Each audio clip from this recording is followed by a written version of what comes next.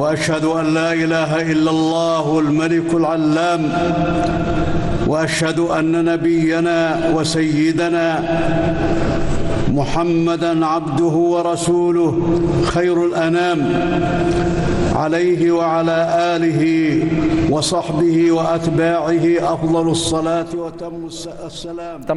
تمام تعریفیں اللہ کے لیے ہیں جو بادشاہ نہایت پاک اور سلامتی والا ہے۔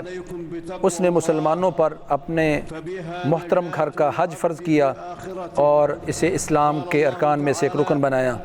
میں گواہی دیتا ہوں کہ اللہ کے سوا کوئی معبود برحق نہیں، وہی بادشاہ ہے اور سب کچھ جاننے والا ہے، اور میں گواہی دیتا ہوں کہ محمد صلی اللہ علیہ وسلم اس کے بندے اور رسول ہیں جو تمام انسانوں میں بہترین ہیں۔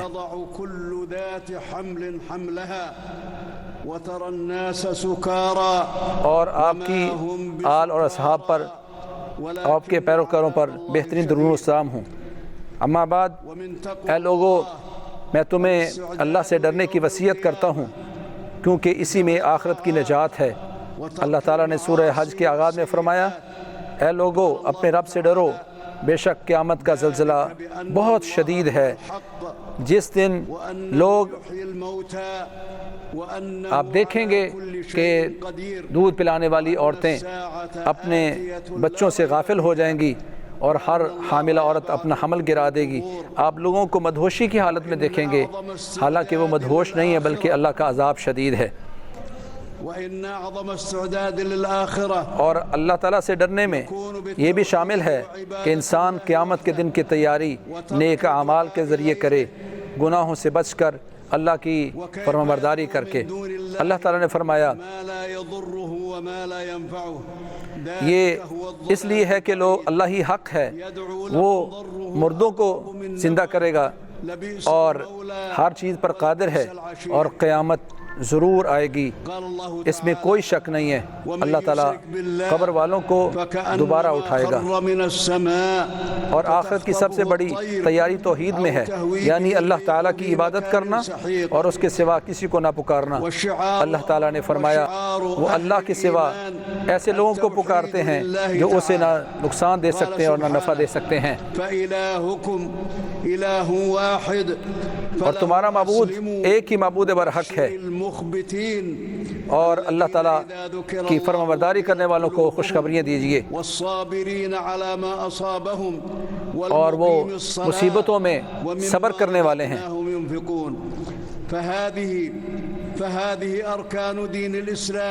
تو یہ دین اسلام کے ارکان ہیں، اور لا الہ الا اللہ کی گواہی دینا، نماز قائم کرنا، زکوٰۃ ادا کرنا، اور رمضان کے روزے رکھنا، اور بیت اللہ، حرمت والے بیت اللہ کا حج کرنا، اور اسی طرح حرمتوں کی تعظیم۔ اور جو اللہ تعالیٰ سے ڈرتا ہے، اللہ تعالیٰ نے اس کے لیے دوہری جنت رکھی ہے۔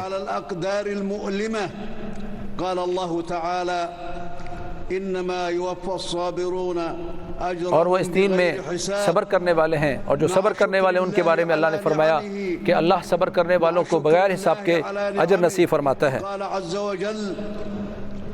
كذلك سخرناها لكم لعلكم تشكرون۔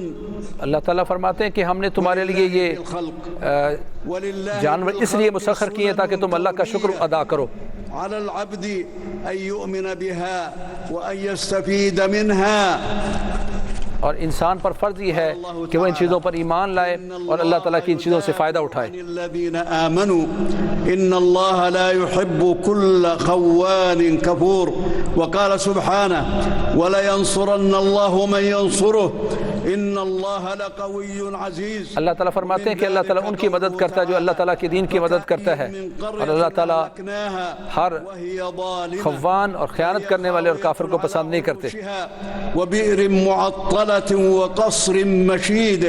اسی طرح گناہوں کی وجہ سے اللہ تعالیٰ لوگوں کے گھروں کو برباد کر دیتا ہے، اور کتنے ہی وہ ایسے کنویں ہیں جو چھوڑ دیے گئے ہیں اور چونک گچھ محلات برباد کر دی گئے ان کے گناہوں کی وجہ سے۔ خلیلہ ابراہیم صلی اللہ علیہ وسلم اللہ تعالیٰ نے حضرت ابراہیم خلیل اللہ پر قال تعالى حج کی الناس بالحج يأتوك رجالا ترغیب دلانے کے لیے ان کو حکم دیا کہ لوگوں کو اس حج کے لیے اعلان کر کے منادی کریں اور بلائیں، منافع لهم اور لوگوں کو اس بات کی گواہی ہونی چاہیے کہ وہ اپنے فائدے والی چیزوں میں آ رہے ہیں۔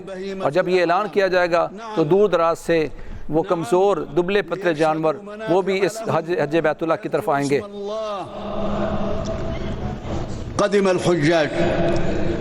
الحجاج من كل فج عميق لأداء النسك إرضاء لله تعالى۔ حاجی دور دراز کے راستوں سے بیت اللہ کے حج کی ادائیگی کے لیے آئے ہیں اور اللہ تعالیٰ کے اس رکن کو پورا کرنے کے لیے آئے ہیں تاکہ ان کے لیے دنیا اور آخرت کی بہتری ہو سکے۔ الذي جعلناه للناس سواء العاكف فيه والبادئ۔ اللہ تعالیٰ فرماتے ہیں کہ ہم نے اس بیت اللہ کو، اس بیت اللہ الحرام کو برابر کیا ہے وہاں کے رہنے والوں اور باہر کے آنے والوں کے لیے، اور جو بھی اس میں الحاد کا ارادہ بھی کرتا ہے ہم اس کو دردناک قسم کا عذاب دیں گے۔ بإفراد الله بالعبادة وترك الشرك بالله قال الله تعالى وإذ بوأنا لإبراهيم مكان البيت ألا تشرك بي شيئا۔ اللہ تعالیٰ نے حضرت ابراہیم کے ذریعے لوگوں کو یہ پیغام دیا کہ ایک اللہ کی عبادت کریں اور شرک سے دور رہیں، کہ اللہ فرماتے ہیں ہم نے اس بیت اللہ کو ایک ایسی جگہ بنا دیا کہ جہاں وہ اعلان کرتے ہیں کہ اللہ کے ساتھ کسی چیز کو شرک نہیں بنانا، اللہ کے ساتھ کسی چیز کو شریک نہیں ٹھہرانا۔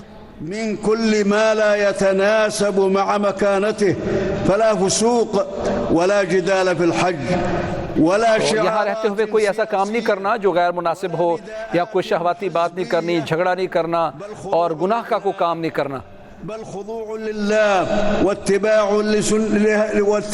لنبيه صلى الله عليه وسلم۔ اور تمام امور جو اللہ کے نبی صلی اللہ علیہ وسلم نے حکم دیے ان کی پیروی کی جائے اور اس کو سینے سے لگایا جائے اور اس پر عمل درآمد ہو۔ والباطن وفاء بالعهود والمواثيق واحتراما للحقوق۔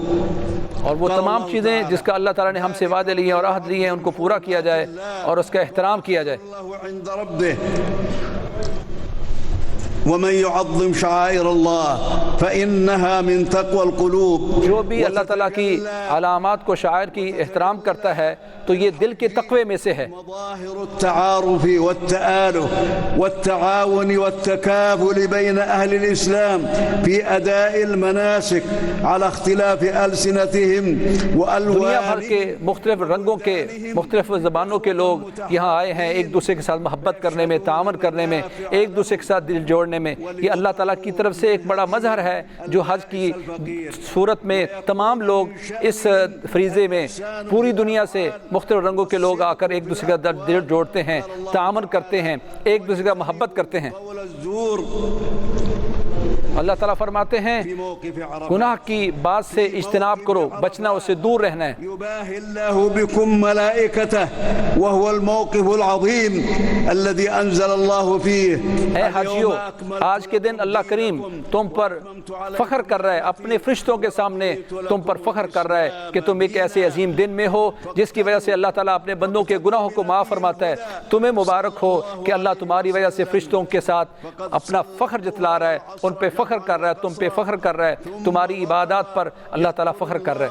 إلى أن غربت الشمس